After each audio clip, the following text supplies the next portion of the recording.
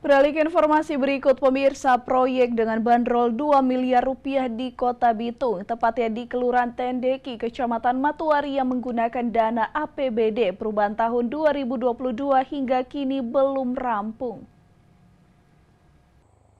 Proyek pembangunan Taman Lansia dengan luas 1 hektar ini masih tampak berantakan.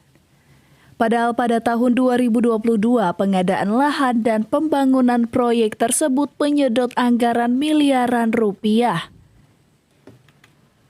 Proyek dengan menggunakan anggaran APBD ini dinyatakan Dinas Perumahan dan Kawasan Pemukiman Kota Bitung telah selesai.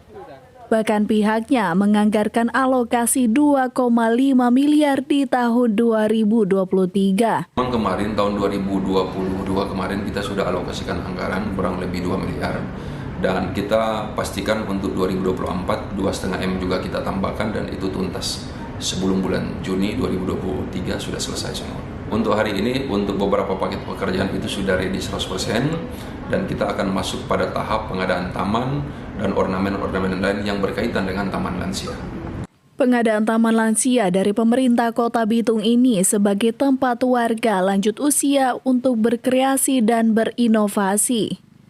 Para lansia diharapkan memiliki tempat hiburan saat jenuh di rumah, sehingga mereka benar-benar menikmati hari tua dengan tetap tersenyum walau sudah tua. Dari Bitung, Tim Liputan Kawanua TV melaporkan.